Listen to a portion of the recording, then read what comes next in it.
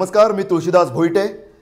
आज आपण अशा एका माणसाशी संवाद साधणार आहोत ज्याचं नाव या आठवड्यात सर्वाधिक चर्चेत होतं।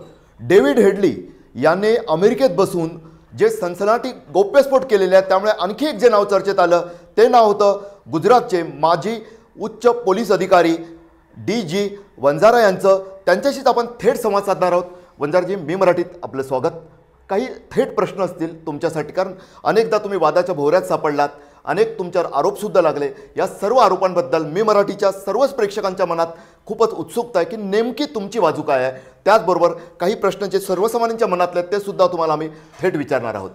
इस सप्ताह आपका नाम भी काफ़ी चर्चा में आया है, क्योंकि हेडली की गवाही में जो अलग अलग सनसनीखेज खुलासे हो रहे हैं, उसके बाद आपको भी एक तरह से राहत मिले, एक राहत का सप्ताह है आपके लिए। हाँ जी जी, क्या कहेंगे कि हेडली ने जो बातें कही हुई है, खासकर इशरत जहां एनकाउंटर, जो कि आपके पूरे करियर में जो आरोप आप पे लगते रहे, उसमें से एक बड़ा एनकाउंटर था जिसको लेकर आप काफ़ी विवादों में घिर गए थे। इशरत जहां एनकाउंटर केस के बारे में जो भी हेडली ने बताया है, ऐसे देखा जाए तो हमारे लिए ये कोई नई बात नहीं है। हम पहले से ही, गुजरात पुलिस बहुत पहले से बता रही थी कि इशरत जहां आतंकवादी थी। जो IB के जो रिकॉर्ड्स है, IB के रिकॉर्ड्स में भी ये बातें अलग अलग एफिडेविट्स में, अलग अलग कोर्ट्स के अंदर ये चीज़ें आई है कि वो लश्कर तैयबा की फ़िदाइन थी। और जब ये एनकाउंटर हुआ 2004 में, उसके बाद immediately after that time Pakistan का जो लाहौर शहर है, वहाँ से लश्कर तैयबा का एक मुखपत्र है, उसका नाम है गजवा टाइम्स। उस गजवा टाइम्स में ये चीज़ स्वीकारी गई थी कि अहमदाबाद में एनकाउंटर में जो लड़की मारी गई है, इशरत जहां नाम की, वो लश्कर तैयबा की फ़िदाइन थी। तो ये हेडली ने जो बात बताई है, ऐसे देखे तो नई नहीं है, लेकिन जो सत्य गुजरात पुलिस ने बताया था, उस सत्य की सिर्फ पुष्टि हुई है। लेकिन आरोप कई लगे। आरोप तो ये भी लगा था कि उन लोगों को, उस लड़की को और उसके साथियों को, दोस्तों को अगवा कर लिया गया और जानबूझ के एक एनकाउंटर का दिखावा किया गया, उनको बेरहमी से मारा गया। नहीं, ये सिर्फ आरोप है। आरोप होता है। आरोप का अर्थ ही ये होता है कि इसमें तथ्य नहीं है। यदि तथ्य है तो वो सत्य कहा जाएगा, वो आरोप नहीं कहा जाएगा। आपने बताया कि आरोप लगे थे, तो ये आरोप ही था, उसमें कोई तथ्य नहीं था। ये जो एनकाउंटर है, और इसके अलावा भी दूसरे जो एनकाउंटर गुजरात में हुए गुजरात पुलिस के द्वारा, वो सबके सब एनकाउंटर जेन्युइन थे, सच्चे थे, एज पर द लॉ थे, with in the parameters of law and legality थे। उसमें गुजरात पुलिस ने कोई गलत काम नहीं किया है। लेकिन फिर भी कहीं ना कहीं ऐसे वेस्टेड इंटरेस्ट काम कर रहे हैं अपने देश के अंदर। उन वेस्टेड इंटरेस्ट की वजह से ये सब हल्ला गुल्ला मचाया गया था कि ये एनकाउंटर फेक था। उसमें तथ्य नहीं है, ये सिर्फ आरोप है। आपने सही बताया, ये आरोप था, सत्य नहीं है। आप कहते तथ्य नहीं है, लेकिन उस समय एजेंसियों ने भी इस बारे में काफी जांच की। आपको कटघरे में खड़ा किया गया, आरोपी बनाकर एक पुलिस अधिकारी जो कि कानून की रक्षा का जिस पर दायित्व होता है, उसी अधिकारी को कटघरे में खड़ा किया गया। क्या एजेंसियों की भी गलती थी उस बारे में? एजेंसियां जो होती है, जो इन्वेस्टिगेशन करती है, अल्टीमेटली वो भी तो ह्यूमन बीइंग होते हैं, वो तो मनुष्य होते हैं ना। तो जिस भी एजेंसियों ने, चाहे वो लोकल पुलिस हो, या तो SIT हो, या तो CBI हो, जिस भी एजेंसियों ने जो तपास की हुई है, तो वो तपास आखिरी नहीं है। उनकी चार्जशीट में जो भी कुछ बताया है, वो कोई आखिरी सत्य नहीं है, वो कोई वेद वाक्य नहीं है, वो कोई गीता के श्लोक नहीं है, वो कोई कुरान के आयत नहीं है, वो उसमें कोई बाइबल के शब्द नहीं है। और ये जो भी कुछ आरोप हमारे खिलाफ लगे हुए हैं चार्जशीट के अंदर, वो सबके सब झूठे आरोप है, and they are subject to the trial. Trial इसलिए होती है, किसी भी केस में ट्रायल इसलिए होती है कि चार्जशीट को फाइनल नहीं माना जाता है। तो चार्जशीट में हमारे खिलाफ जो भी आरोप लगाए गए हैं, वो आरोप झूठे थे और झूठे हैं। और हिंदुस्तान का कानून कहता है कि जब तक आरोपी के खिलाफ जो आरोप होता है वो आरोप प्रूव नहीं हो जाता, साबित नहीं हो जाता, तब तक वो जो आरोपी है वो निर्दोष है। तो आज की तारीख में गुजरात की पुलिस और हम निर्दोष है। लेकिन एक समझ में नहीं आती बात, आपने कहा कि आईबी के पास भी यही जानकारी थी जो भी हेडली बता रहा है। आपने कहा लश्कर विभाग के मुखपत्र में भी लाहौर में वही बात छपी जो आपने उस लड़के इशरत के बारे में या उनके साथियों के बारे में जो बताया था, उसकी पुष्टि लाहौर के उस मुखपत्र में भी हुई थी। फिर भी एक तरफ आईबी है, गुजरात पुलिस है, दूसरी तरफ दूसरी एजेंसियां, इस तरह का एक अलग वॉर देखने को मिला देश को। ये क्यों हुआ फिर? ये देश की कमनसीबी है, ये हिंदुस्तान की कमनसीबी है कि आतंकवाद जैसा जो मुद्दा है, ये आतंकवाद का मुद्दा जो है उसको उसका राजकीयकरण नहीं करना चाहिए। ये गुजरात के अंदर जो भी कुछ आतंकवाद की कार्रवाई के इर्द गिर्द 2002 के बाद से और हम लोगों का अरेस्ट हुआ तब से ये जो भी कुछ चल रहा है वो आतंकवाद जैसा एक राष्ट्रीय मुद्दा है। उस राष्ट्रीय मुद्दे को कमनसीबी से एक राजकीयकरण कर दिया गया है। तो हर चीज़ को यदि राजकीय नज़र से देखा जाएगा तो फिर उसमें गुटबाजी आएगी, उसमें फिर पक्षीय चीज़ें आ जाएगी, उसमें और भी एनजीओ वगैरह है, उनके खुद के इंटरेस्ट, वेस्टेड इंटरेस्ट होते हैं, उनके खुद के हिडन एजेंडा होते हैं। तो ये सब चीज़ें बीच में आ जाती है और ये सब चीज़ों की वजह से एक राजकीय षड्यंत्र की अंतर्गत गुजरात पुलिस को शिकार बनाया गया है और गुजरात पुलिस ने बहुत सहन किया हुआ है इसके बारे में। कि गुजरात पुलिस ने बहुत सहन किया, आप कहते हैं कि एक राजकीय षड्यंत्र था, आतंकवाद के मुद्दे का बिल्कुल राजनीतिक नहीं होना चाहिए। लेकिन एक बात से भी इनकार नहीं किया जा सकता कि 2002 एक महत्वपूर्ण साल जिसका आपने जिक्र किया, उसके बाद गुजरात में लगातार कुछ एनकाउंटर हुए और काफ़ी विवादों में भी हुए। ऐसा क्यों हुआ कि गुजरात में एनकाउंटर हो रहे, विवादों में आ रहे थे, फिर बेवजह आरोप लगते रहे? फिर भी आपका कहना है इसमें बात ऐसी है कि ये जो पूरा जो सिलसिला चालू हुआ वो गोधरा ट्रेन के डिब्बे को जलाया गया, जिंदे लोगों को गोधरा में जलाया गया, ये घटना घटी। इस घटना के बाद उसकी प्रतिक्रिया हुई और उसकी प्रतिक्रिया में पूरे गुजरात में रायोट्स हुए और गुजरात के रायोट्स की प्रतिक्रिया के रूप में, प्रतिक्रिया में इमीडिएट जो कारण था वो गुजरात में जो दंगे हुए उसकी प्रतिक्रिया के रूप में ये आतंकवादी संगठन पाकिस्तान के अंदर है, लश्कर तैयबा है, जैसे मोहम्मद है। तो ये जो संगठन है, इन संगठनों ने मौका पकड़ लिया और उन लोगों ने सिलसिलावार गुजरात के अंदर एक आतंकवादी प्रवृत्ति चालू कर दी। तो आतंकवादी प्रवृत्ति, आतंकी घटनाएं गुजरात के अंदर चालू हो गई। अक्षरधाम के ऊपर हमला हुआ, कई मारे गए, कईयों को ईजा हुई, बॉम्ब ब्लास्ट हुए बसीज में, कई जगह पर स्कूटर ब्लास्ट हुए, कई जगह पर साइकिल ब्लास्ट हुए और माहौल ऐसा गुजरात के अंदर बन गया था, ऐसी परिस्थिति पैदा हो गई थी, समझो कि एक प्रकार का लॉलेसनेस, अनार्की जैसी परिस्थिति खड़ी करने की कोशिश पाकिस्तान में बैठे हुए आतंकवादी संगठन है वो कर रहे थे। तो उस वक्त गुजरात पुलिस की ये फर्ज है, गुजरात पुलिस की या तो कोई भी स्टेट की पुलिस हो, उसकी फर्ज है कि इसका एक जवाब दिया जाए, इसके खिलाफ कायदेसर कानून के अंतर्गत कार्रवाई की जाए। गुजरात पुलिस ने ये जो आतंकवादी घटनाएं जो गुजरात के अंदर हुई और जो भी वो कुछ बाद में करना चाहते थे उसके खिलाफ बिल्कुल डट के कार्रवाई की और जो कार्रवाई की वो कानून के अंतर्गत थी। और गुजरात पुलिस ये कार्रवाई नहीं करती तो मैं आपको बताता हूँ कि गुजरात एक दूसरा कश्मीर हिंदुस्तान में बन जाता। आज एक कश्मीर को हिंदुस्तान संभाल नहीं सक रहा है, दूसरा कश्मीर बन जाता तो परिस्थिति क्या पैदा होगी। हम कहते हैं हमने कोई गलत काम नहीं किया है, हमने जो भी किया है कानून के अंतर्गत किया है, जेन्युइन एनकाउंटर है वो करना जरूरी था और किया है। आप कहते हैं जेन्युइन एनकाउंटर है, हाँ। लेकिन उसी समय दिल्ली में भी, यूपी में भी, महाराष्ट्र में भी एनकाउंटर हुए, लेकिन उस तरह से माहौल अलग तरह से गरमाया नहीं। जो आरोप लगे उस तरह के आरोप नहीं लगे, पूरे देश में एनकाउंटर हो रहे थे। ये आपने बहुत ही अच्छा प्रश्न पूछा। मैं भी आपको ये कह रहा हूँ कि गुजरात में जब एनकाउंटर हुए उसी साल में करीब करीब हिंदुस्तान के हर स्टेट में ज़्यादा कम एनकाउंटर हुए और सबसे ज़्यादा एनकाउंटर यूपी में हुए।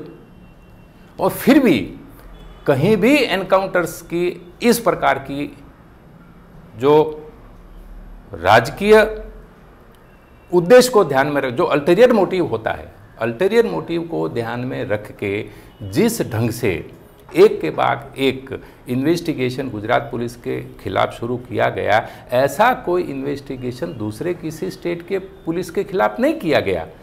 मैं ये नहीं कहता हूँ कि दूसरे स्टेट की पुलिस के खिलाफ भी ऐसी कार्रवाई होनी चाहिए। आई am a policeman, I am a proud policeman.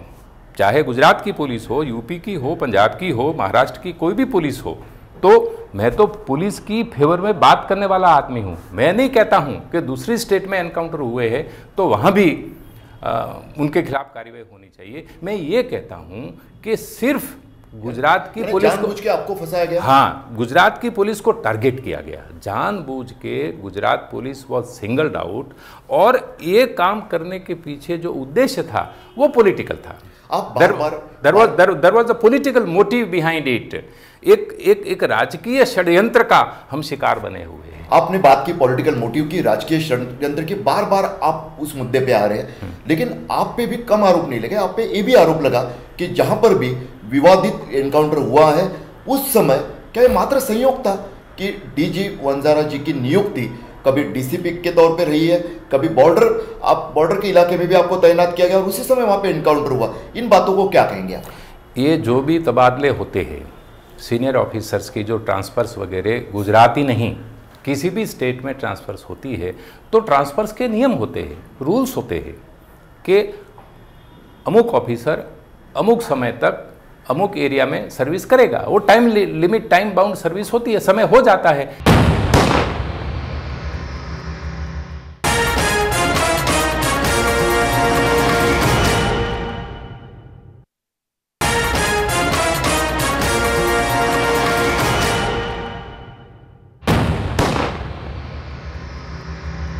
तो कहीं ना कहीं उनका ट्रांसफ़र करना होता है। तो हमारा कहीं भी ट्रांसफ़र हुआ तो that was as per the administrative requirement and as per the rules and regulations laid by the said state. इसमें कोई स्पेसिफिक कारण नहीं है। और उसी समय एनकाउंटर होना जब आप थे? हाँ, ये सब संयोगवश होता है क्योंकि ये बॉर्डर स्टेट है, Gujarat is a border state.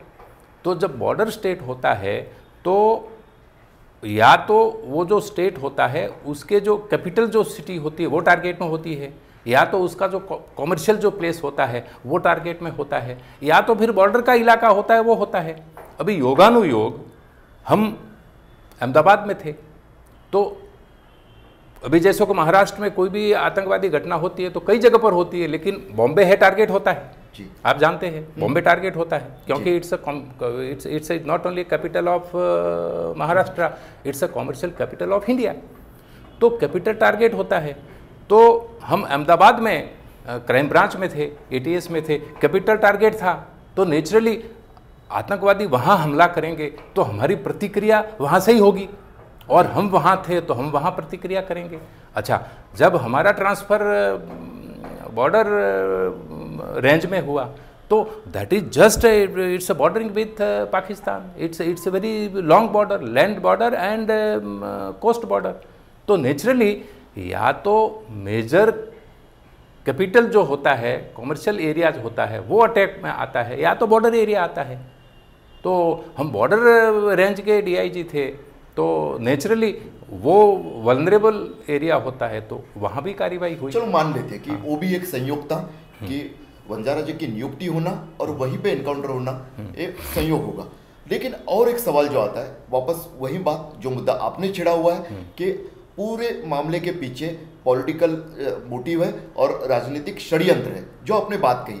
लेकिन आप पे भी आरोप लगता है कि भले ही डीजे बंजारा जो है वो पुलिस की सेवा में थे, पुलिस के आला अधिकारी थे, लेकिन उनके पॉलिटिकल बॉसेस जो कहते थे वही वो काम करते थे।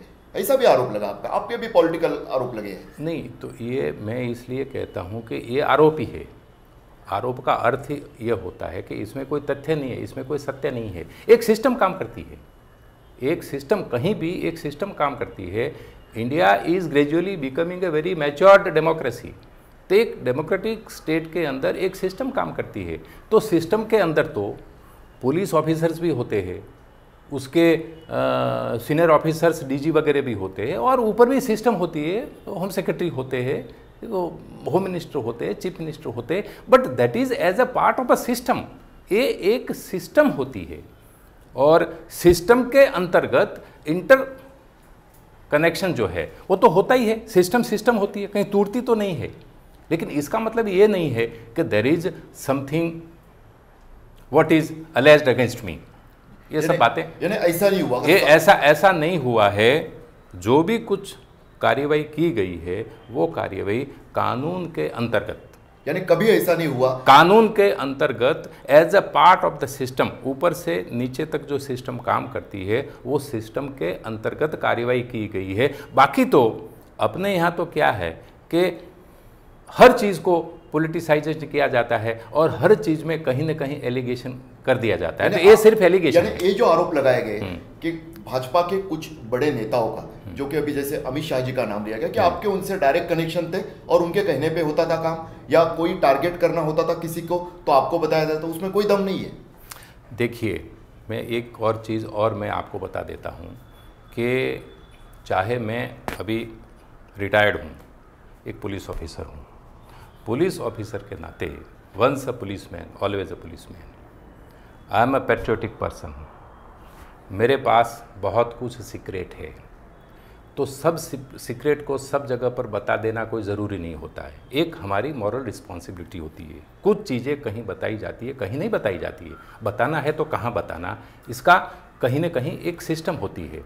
दूसरी चीज़ ये है कि ये जो एनकाउंटर वगैरह जो हुए हैं, और इसमें हमारा भी अरेस्ट हुआ है, और मैटर्स आर सब जुडिस, कोर्ट के अंदर मैटर्स पड़ी हुई है। तो ऐसी परिस्थिति में कुछ ऐसी चीज़ें हैं कि looking to the respect and regards for the judiciary, कुछ चीज़ें ऐसी होती है कि जिसके बारे में ये प्रॉपर फॉर्म नहीं है लेकिन कि उसकी चर्चा की जाए। कई पुलिस अधिकारी जैसा मौका देखते रहते कि सेवा में बाहर आ गए और उन्होंने खुलासे करना शुरू कर दिया, जबकि उनका काफ़ी उसमें बातें सामने आ जाती है कि सेवा के दरमियान जो उन पर प्रेशर आया था, बाकी कुछ आया था। लेकिन आप क्यों इस तरह से खुद को एक कटघरे में रखना चाहते कि नहीं, मैं इससे आगे बात नहीं कर सकता? नहीं, I am committed to my country, I am committed to the security of state, society and the country. Whatever is in the interest of the country I will speak, and that which is not in the interest of the country, I will prefer not to speak. कहीं ऐसा तो नहीं कि आपके ऊपर अभी भी political pressure है? सवाल ही खड़ा नहीं होता है। सेवा में भी था। Question does not arise. अभी भी नहीं है। Question does not arise. Absolutely nothing. DG Vanjara is DG Vanjara. He is himself. That's all. आपने जो कुछ किया सिर्फ कानून के तहत नियमों में रख के ही किया आपने? कानून के अंतर्गत एब्सोल्युटली हमने, हमारी पुलिस ने हमारी फर्ज बजाई है, हमारा धर्म निभाया है, देश के हित में, समाज के हित में, राष्ट्र के हित में, और निर्दोष प्रजा के हित में। आतंकवादी जब आतंकवादी हमले करते हैं तो उसका शिकार कौन होता है? ऊंची जगह पर बैठे हुए बड़े बड़े लोग उसके शिकार नहीं होते हैं। शिकार या तो पुलिस होती है, जैसे बम्बई में हुआ 26/11 में, jam of the police officers and men, 27 police officers and men they courted martyrdom. आतंकवादी हमला होता है तो उसका शिकार या तो पुलिस होती है या तो फिर निर्दोष नागरिक होते हैं।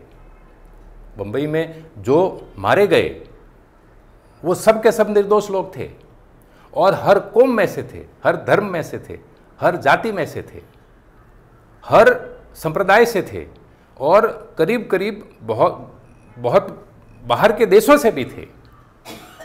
तो मेरा कहने का मतलब ये है कि आतंकवादी हमला होता है तो शिकार पुलिस बनती है, आतंकवादी हमला होता है तो निर्दोष प्रजा जो है वो उसका शिकार बनती है। और मैं तो ये कहूँगा कि अभी जो भी कुछ ये आतंकवाद के नाम पर हमले हो रहे हैं 1989 से हो रहे हैं, कश्मीर में से कश्मीरी पंडितों को भगा दिया गया। 4 लाख कश्मीरी पंडितों को भगा दिया गया 1989। तब से लेकर आज तक इस देश में एक या दूसरे रिम में हमले होते रहते हैं, आतंकवादी हमले होते रहते हैं। मेरा ये मानना है कि इसको आतंकवादी हमला कह के हमें इसका महत्व कम नहीं करना चाहिए। This is a war. ये आतंकवाद हम कहते, लेकिन पाकिस्तान की साइड से जो भी कुछ हमले होते हैं वो एक प्रकार का युद्ध ही है। और इस युद्ध के अंदर जो खुआरी होती है वो सामान्य लोगों की, निर्दोष लोगों की होती है। जो उसके सामने आते हैं, सिक्योरिटी फोर्सेस के लोग आते हैं, उनकी होती है।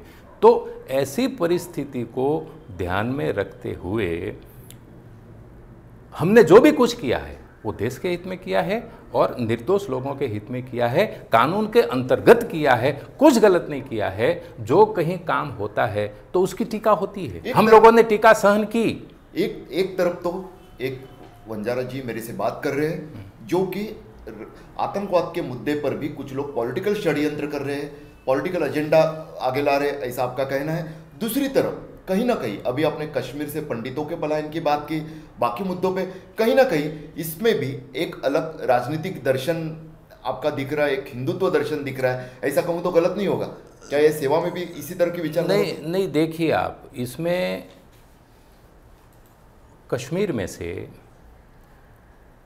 4 लाख पंडितों को भगाया गया, ये हकीकत है, ये हकीकत है। ये कोई गलत चीज़ तो है नहीं। अभी ये हकीकत है कि इतने 4 lakh citizens, they are the citizens of this country.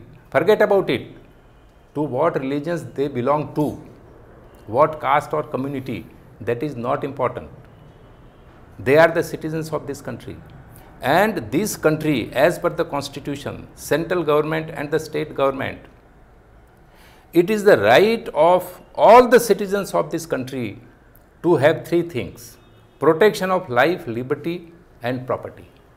Life, liberty and property, इसका प्रोटेक्शन करना, that is a fundamental responsibility of state.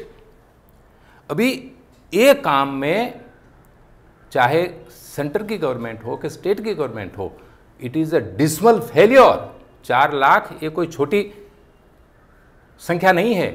I consider them to be the citizens of this country.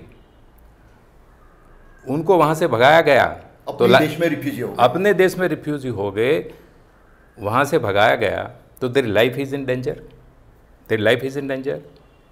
They can not go back to their own homes, तो their liberty is in danger.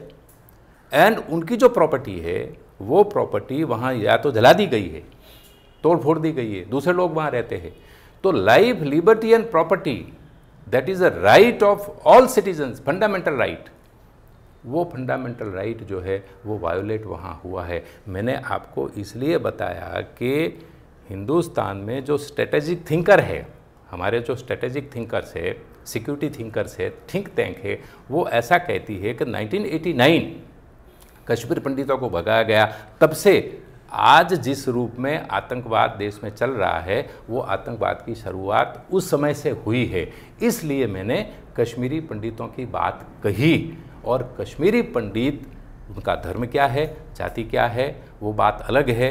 वो सबसे बड़ा उनका status है, they are the citizens of this country and they have a right to get protection of their life, protection of their property and protection of their liberty. तो ये तो खाली मैंने आपको एग्जाम्पल दिया, लेकिन ये परिस्थिति जहाँ भी होती है, 166 से ज़्यादा लोग यहाँ मारे गए 26/11 में, मोर देन 166। तो वहाँ तो हर प्रकार के लोग थे, दे वर सिटीजन्स।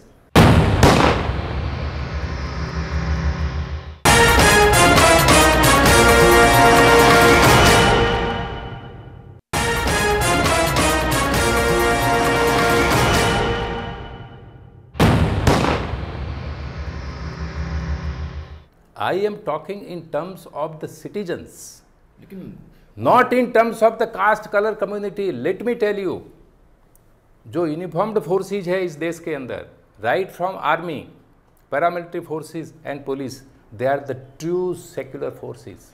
इतना ही फोर्स है जो सेक्युलर है।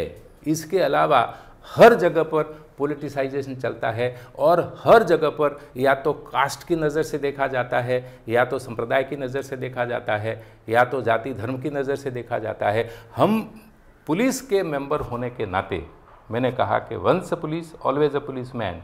चाहे मैं रिटायर्ड हूँ, लेकिन पुलिस फोर्स आज की तारीख में भी मैं आपको कह सकता हूँ, कितना भी एलिगेशन उनके खिलाफ लगे, police force is a secular force. आप पुलिस फोर्स को सेक्युलर फोर्स कहते हैं। हाँ। पंडितों के बारे में जो दर्द आपने महसूस किया, प्रस्तुत किया, गुजरात में 2002 में जो कुछ हुआ, जिसका आपने जिक्र भी किया, उसमें भी वही आरोप लगा कि प्रॉपर्टी, लिबर्टी, सब कुछ खतरे में डाला गया था एक कम्युनिटी की।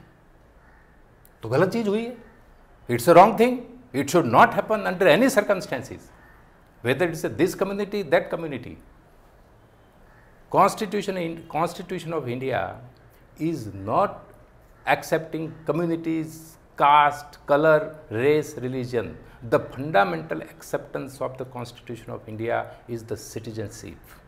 An individual has been accepted, and individual may be belonging to any caste, color and community. He has a right to have the protection of his property, liberty and his own personal security. Banjara ji, समझ नहीं पा रहा हूँ मैं कभी से कि एक मैं रिटायर पुलिस अधिकारी से बात कर रहा हूँ या एक विचारक जो अलग अलग तरह के दर्शन प्रस्तुत कर रहा है। जेल में आप 8 साल थे, क्या इन 8 सालों के दरमियान इस तरह से अपने स्टडी करके आपकी विचारधारा, आप उस पर विचार करते रहे, आपका अपना एक दर्शन तैयार हुआ? 8 साल तक हम जेल में रहे, तो 8 साल जो हमारी जो पीड़ा है, गुजरात पुलिस के जो ऑफिसर्स है 8 साल तक जेल के अंदर रहे। मैं आपको बताऊं कि हमारे खिलाफ जो केसेस हुए, जिसमें अरेस्ट हुए, चार्जशीट वगैरह हुआ, तो ये सब चीज़ें हो जाने के बाद अल्टीमेटली तो ट्रायल होती है और ट्रायल के बाद फैसला होता है। तो हम जेल के अंदर गए, जेल के अंदर 8 साल तक रहे। मैं आपको ये बताता हूँ कि इस देश के अंदर बहुत बड़े बड़े घोटाले हुए हैं, होते रहते हैं, बहुत बड़े बड़े घोटाले हुए हैं। बहुत बड़े बड़े पद ऊपर बैठे हुए जो लोग हैं, उन लोगों का भी अरेस्ट हुआ है। कौन से घोटाले आप जानते हैं? मिनिस्टर कक्षा के लोग होते हैं, दूसरे भी कोई अधिकारी कक्षा के लोग होते हैं, दूसरे बिजनेसमैन टाइप के लोग हैं, वो भी होते हैं। बड़े बड़े घोटाले हुए हैं और बड़े बड़े घोटालों में बड़े बड़े लोग अरेस्ट किए गए हैं। कोई 6 महीना जेल में रहा, कोई 1 साल रहा, 2 साल रहा मैक्सिमम, वो सब लोग बाहर आ गए। हम लोगों ने ऐसा क्या पाप किया? हम लोगों ने ऐसा क्या पाप किया? हमने हमारी फ़र्ज़ बजाई, हमने हमारा धर्म बजाया, फ़र्ज़, ड्यूटी, वो हमने हमारा फ़र्ज़ बजाया। ठीक है, हम राजनीति के जो षड्यंत्र हुआ उसके हम शिकार बने, लेकिन इसका मतलब ये नहीं कि they should be behind our blood. Police के पीछे पड़ जाना, वो चीज़ तो अच्छी नहीं है। हम लोगों को 8 साल लगा, इसका मतलब ये है कि कहीं ना कहीं ऐसी परिस्थिति पैदा हुई है कि जिसके पास सत्ता है, जिसके पास पैसा है, वो लोग तो जेल में जाते हैं, बाहर निकल जाते हैं। जिसके पास सत्ता नहीं है, जिसके पास पैसे नहीं है, और जो लोग देश के हित में, समाज के हित में as a part of their duty जो काम करते हैं, ऐसे लोगों को 8 साल तक जेल में बैठे रहना पड़ता है। ये बहुत बड़ी दुख की बात है। पीड़ा हुई होगी काफ़ी, क्योंकि जिन अपराधियों के खिलाफ आप मुहिम चलाते आए, उनको गिरफ्तार करके सलाखों के पीछे भेजते आए, वही अपराधी आपको वहाँ पर दिखते होंगे कई बार। बट नेचुरल जेल एक ही होती है, वो हमारा वो अलग अलग होता है, मतलब रहने का अलग अलग होता है, वो बात तो अलग है। इसके अलावा बहुत कुछ, जेल होती है, जेल होती है। यदि ये तो 8 साल तक हम जेल में रहे, यदि 8 दिन के लिए आप और हमको कोई कह दे कि सिर्फ आपके घर में रहो, घर से बाहर नहीं निकलो, तो भी मुश्किल हो जाता है, तो भी मुश्किल हो जाता है। 8 साल तक हम जेल में रहे, कोई पाप नहीं किया हमने, कोई गुनाह नहीं किया हमने। हिंदुस्तान का कानून कहता है कि जब तक आरोप सिद्ध नहीं हो जाते, एक्यूज्ड निर्दोष होता है, तो हम जब पकड़े गए थे तब भी निर्दोष थे, आज भी हम निर्दोष हैं। और हिंदुस्तान का कानून ये भी कहता है कि bail is a rule, jail is an exception. ये हिंदुस्तान का कानून है। इन स्पाइट ऑफ दैट, मैंने आपको जैसे पहले बताया और फिर से बताता हूँ कि ऐसे हिडन फोर्सेस काम कर रहे थे, काम करते हैं। हम गंदी राजनीति के शिकार हुए हैं और इसकी वजह से इतने लंबे समय तक हमको जेल में रहना पड़ा।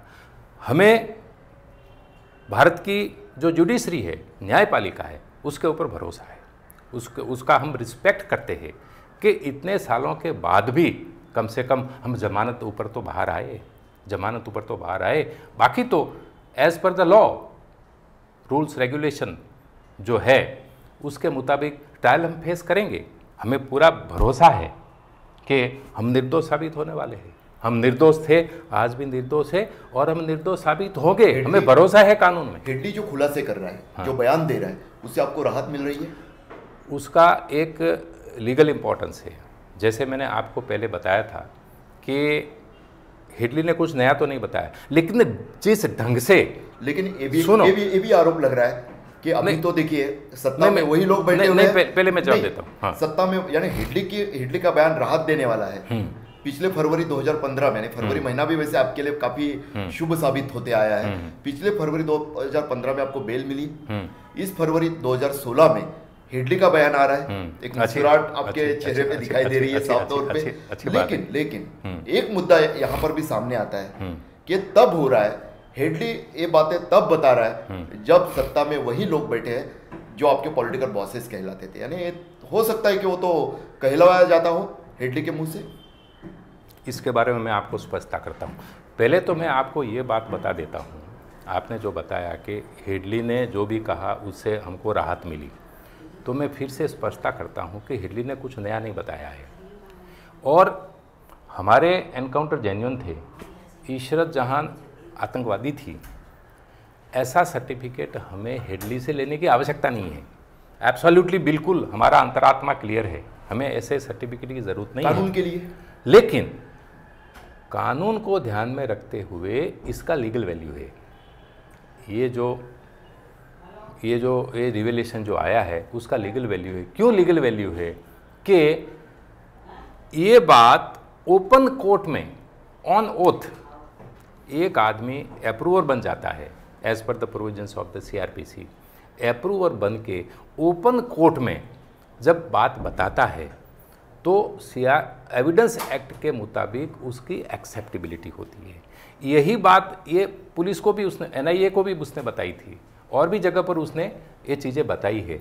लेकिन पुलिस या तो एजेंसी के सामने ये जब बात कही गई थी तो उसका कोई लीगल एक्सेप्टेंस नहीं था। अभी ओपन कोर्ट में कहा जा रहा है बिफोर जज, तो उसका लीगल एक्सेप्टेंस है। एक तो ये चीज़ महत्व की है। दूसरी चीज़ मैं आपको बताऊं कि इसने जो बताया, उसने मुजम्मिल की बात की कि ये माहिती इसके पास कहाँ से आई, इशरत सुसाइड बॉम्बर थी, ये माहिती इसके पास कहाँ से आई?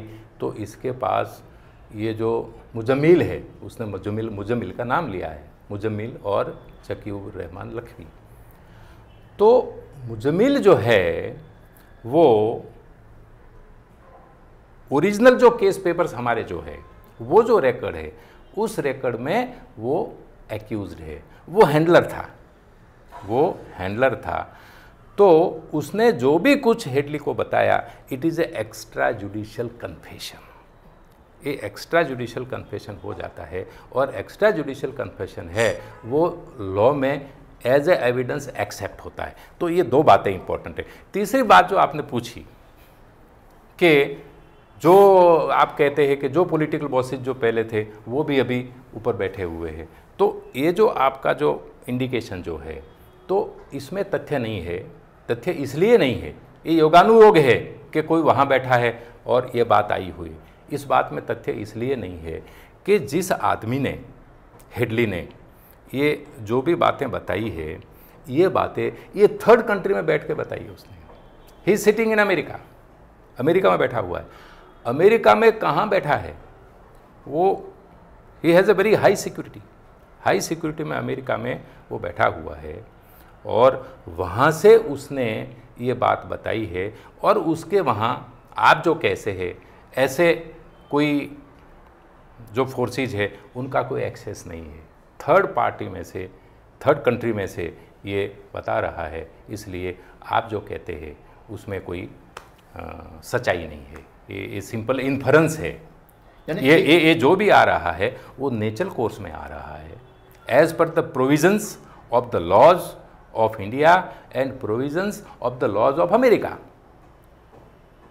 अमेरिका के कानून के अंतर्गत और भारत के कानून के अंतर्गत ये सब चीज़ें हो रही है, और इसमें जो आप कहते हैं ऐसी कोई गुंजाइश नहीं है। यानी पॉलिटिकल कोर्स की वजह से नहीं, ये तो नेचुरल कोर्स में आ रहा है, ये बात मान लेता हूँ आपकी। लेकिन अभी भी आपकी कानून की लड़ाई अब आगे चलती रहेगी। अभी भी आप पे जो आरोप है उसकी कोर्ट में जो आपकी लड़ाई, एक लीगल बैटल चल रही है, उसके आगे कैसे आपकी रणनीति क्या है आगे? नहीं, उसमें तो अभी जो केसेस जो है वो प्रोसीडिंग्स वगैरह अलग अलग केसेस में अलग अलग प्रकार के प्रोसीडिंग चल रहे हैं, तो उसमें तो जैसा बॉल आएगा ऐसी बैटिंग की जाएगी। आपको विश्वास है विल फेस अवर। आपकी बात सही साबित होगी, आपके जो दावे अभी आपने किए हुए वो कोर्ट में भी साबित हो जाएंगे कि आपने सिर्फ और सिर्फ कानून के लिए लड़ाई लड़ी, आपका उसके पीछे कोई और एजेंडा नहीं था। नहीं, वो तो हम आपको बहुत पहले से कहते हैं कि जो भी कुछ हुआ है जी, अभी जैसे कि इशरत की जो बात चल रही है, हेडली की जो बात कर रही है, तो उसमें ये जो एनकाउंटर हुआ तो उसमें कोई अकेली इशरत का तो एनकाउंटर हुआ नहीं है।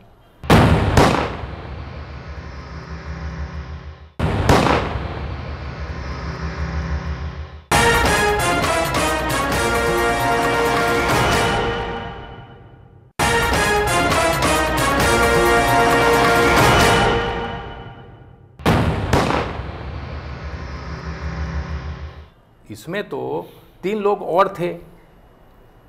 इशरत थी, वो तो यहाँ की मुमरा की थी, और दूसरा जावेद शेख करके है, वो पुणे से था, और 2 पाकिस्तानी कन्फर्म्ड पाकिस्तानी टेररिस्ट, जीशान जोहर और अमजद अली राना, 2 पाकिस्तानी थे। तो ये जो 4 लोग हैं, ये 4 लोगों का एनकाउंटर हुआ है। बात सिर्फ इशरत की चल रही है। माहौल ऐसा पैदा करने की कोशिश की जा रही है कि कोई इनोसेंट लड़की को पुलिस ने मार दिया। बात ऐसी नहीं है। उनके साथ 3 और आतंकवादी थे, और जब पुलिस के ऊपर हमला हुआ, पुलिस के ऊपर फायरिंग हुआ, तो जवाबी कार्रवाई में पुलिस ने कार्रवाई की है। तो आतंकवादी जो घटनाएं हैं वो अपने ढंग से होती है। जैसे हेडली ने पूरा बताया है कि कैसे कैसे इनको वहाँ रिक्रूट किया जाता है, कैसे इनको मोटिवेट किया जाता है, कैसा इनका इंडोक्ट्रिनेशन किया जाता है, कैसे इनको ट्रेनिंग दी जाती है, कैसे इनको वेपन्स हैंडलिंग सिखाया जाता है, कैसे जो पैसे वगैरह है उनका ट्रांजैक्शन कैसे किया जाता है। तो हर प्रकार की जो तालीम है, कैसे उनको फिर इन्फिल्ट्रेशन कराया जाता है, भारत में कैसे इन लोगों को भेजते हैं, कैसे उनका कंट्रोल काम करता है। तो हर जो चीज़ें हैं ये अच्छी तरह से हेडली ने बताई हुई है। हेडली ने ये जो बताया है ये सिर्फ इसी केस में लागू नहीं पड़ता है, ये तो एक प्रकार का मॉडल हो गया। ये चीज़ जो है ऑन एविडेंस, एक्सेप्टेबल एविडेंस के तौर पर ये चीज़ें रिकॉर्ड पर आ गई है ऑनरेबल कोर्ट के सामने। जैसा इसने बताया इस केस में, वैसा ही हर केस में होता है, वैसा ही हर केस में होता है। तो ऐसी परिस्थिति में पुलिस को कार्रवाई करनी पड़ती है, और पुलिस जब कार्रवाई करती है तो उसमें हताहत होता है तो पुलिस का भी तो होता है ना। अभी यहाँ जो 26/11 में क्या हुआ, मैंने आपको पहले बताया कि 27 police officers and men they courted martyrdom जी। तो जम्मू कश्मीर में क्या हुआ, पंजाब में क्या हुआ, और भी जगह पर कहीं भी एनकाउंटर वगैरह होते हैं। तो ऐसी बात नहीं है कि सिर्फ आतंकवादी जो है वो ही मारे जाते हैं, पुलिस के अधिकारी है वो भी मारे जाते हैं, सिक्योरिटी के ऑफिसर्स है वो भी मारे जाते हैं, इंजर्ड होते हैं, ये सब चीज़ें होती है। लेकिन जिन लोगों की आप बात करें कि शहीद हो जाते हैं, कुछ समय तक तो हम सभी उनको काफ़ी सलाम करते हैं, बताते हैं कि हमारे लिए शहीद हुए, लेकिन आगे कोई सुनवाई नहीं होती।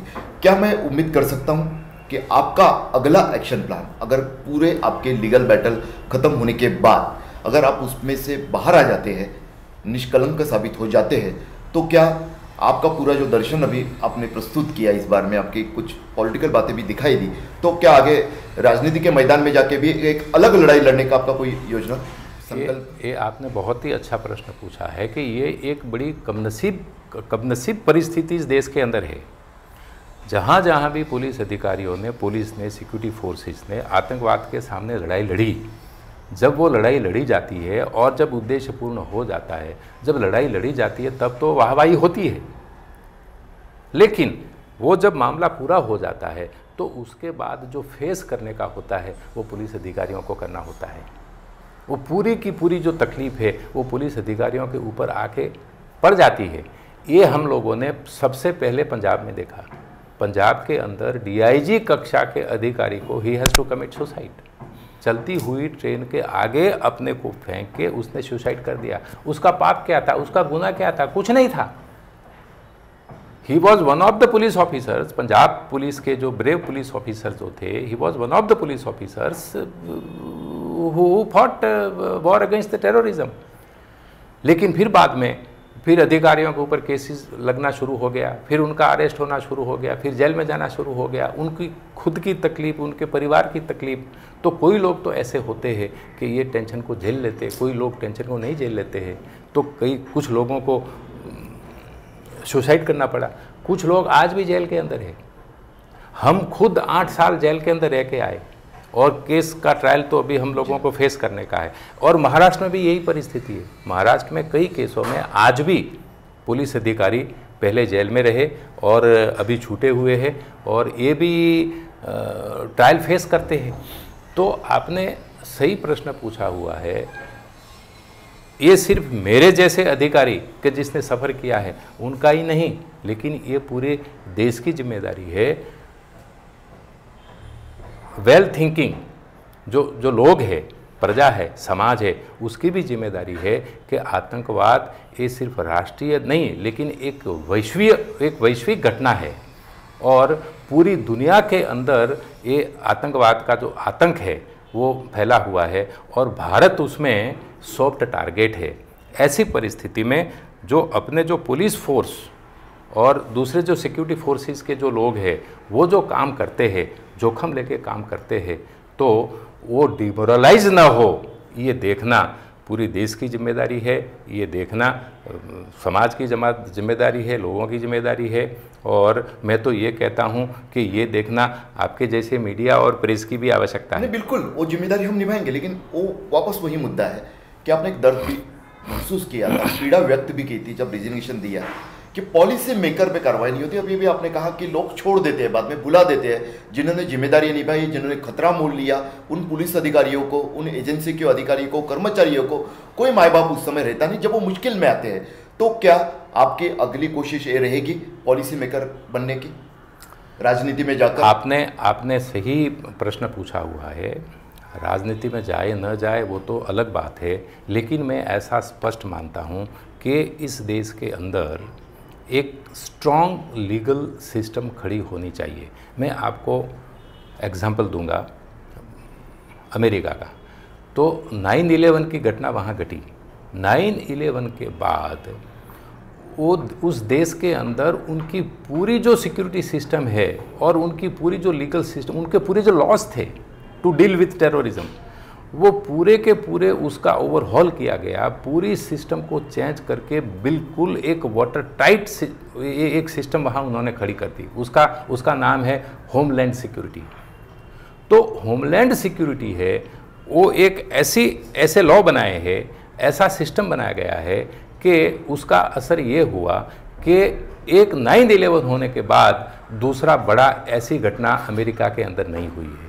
अपने देश में कमनसीबी ये है कि हम 1989 से टेररिज्म इस देश के अंदर फेस करते आ रहे हैं, लेकिन मैं आपको कहता हूं कि हिंदुस्तान में आज की तारीख में एंटी टेरर लॉ ही नहीं है, कोई सक्षम कानून ही नहीं है। सही बात है, कानून ही नहीं है। तो मैं तो ये कहता हूं कि पहले तो कानून बनाओ, पहले तो कानून बनाओ। एक कानून होना चाहिए। अभी जो आतंकवाद विरोधी जो कार्रवाई होती है वो prevention of unlawful activities act, ऐसा एक्ट है जी। तो उसके अंतर्गत होता है। ये जो पहले जैसे कि पोटा था, तो ऐसा जो आतंकवादी प्रवृत्ति के खिलाफ जो स्पेशल एक्ट होना चाहिए, जिस परिस्थिति से ये देश गुजर रहा है, ऐसा तो एक्ट ही नहीं है, लॉ नहीं है। लॉ होना चाहिए एंड बिल्कुल उस लॉ के अंतर्गत जैसे अमेरिका में होमलैंड सिक्योरिटी खड़ी गई है, ऐसी सिक्योरिटी सिस्टम इस देश के अंदर होनी चाहिए। ऐसी परिस्थिति इस देश के अंदर होगी तो ही आने वाले आतंकवाद के खतरों को ये देश झेल पाएगा। और अभी तो आज तक तो जो हम जो परिस्थिति जो झेल रहे हैं वो तो लश्कर ए तौबा है, जैश ए मोहम्मद है, हिजबुल्लाह है, या तो होम ग्रोन थोड़े से ये आतंकवादी खड़े हुए हैं, फिर अलकायदा भी पिक्चर में आ गया है, और अभी तो आईसिस आके खड़ा रह गया है। आप जानते हैं कि कुछ समय पहले आईसिस के साथ जो सहानुभूति रखते हैं ऐसे लोगों का भी अरेस्ट वगैरह हुआ है। तो मेरा कहने का मतलब ये है कि ये देश बहुत ही बड़ा सॉफ्ट टारगेट है आतंकवाद का, और इस देश ने आतंकवाद को झेला है। और ऐसी परिस्थिति में नया कानून बनना चाहिए, नई फुल प्रूफ सिस्टम खड़ी होनी चाहिए। उस सिस्टम के अंतर्गत आतंकवाद को असरकारक रूप से हम नियंत्रण में रख सके, और उसके साथ साथ ऐसी भी परिस्थिति हो, ऐसे भी कानून हो, ऐसे भी रूल हो कि पुलिस या तो सिक्योरिटी के ऑफिसर्स फोर्सेस जब आतंकवाद विरोधी कार्रवाई करते हैं तो उनको ऐसे दिन नहीं देखने पड़े जैसे दिन हम गुजरात के पुलिस अधिकारियों को देखना पड़ा। कहीं न कहीं there should be the protection to the security forces also. जब कानून के अंतर्गत गुड फेथ में काम करते हैं देश के हित में, तो उनको जब तकलीफ में आए तब तो उनको छोड़ने देना चाहिए। It should be as a part of the legal system। जैसे मैं आपको बताऊं कि अमेरिका ने वो जो होमलैंड सिक्योरिटी अमेरिका ने तो किया, लेकिन अमेरिका ने जो बिन लादेन के ऊपर जो उनके जो कमांडोज वहाँ से आए तो कार्रवाई उन्होंने की वहाँ, तो अमेरिका के कानून के अंतर्गत the officers and the commandos who has completed the operation, they are safe. Law itself gives a safety to the officers and the men who are doing the counter terror operations। तो तगड़ा कानून भारत में बनना चाहिए, तगड़ी system बननी चाहिए, ताकि आतंकवाद को ख़त्म किया जाए। आतंकवाद एक युद्ध है, उस ढंग से इसको ख़त्म किया जाए, और साथ में जो आतंकवाद की लड़ाई लड़ते हैं उनकी सेफ्टी भी रहनी चाहिए। दहशतवादाच्या विरोधात लढाई लढताना ज्यांना अनेक आरोपांचा सामना करावा लागला, तसंच काही वेळा ते खूपच वादाच्या भोवऱ्यात सापडले। 8 वर्ष त्यांच्या संपूर्ण जीवनातील तुरुंगात गेली। अशा या अधिकाऱ्यांना स्वाभाविकरित्या आतंकवादाच्या विरोधात लढणाऱ्या अधिकाऱ्यांना, कर्मचाऱ्यांना कायदेशीर संरक्षण असलंच पाहिजे असं बोलणं स्वाभाविकच आहे। मात्र आता महत्त्वाचा मुद्दा हाच आहे की हेडलीच्या गोप्यस्फोटानंतर दिलासा मिळालेला आहे, त्या या अधिकाऱ्याला पुढच्या कायदेशीर लढाईत कितपत यश मिळवता येतं हे येणारा काळच सांगेल।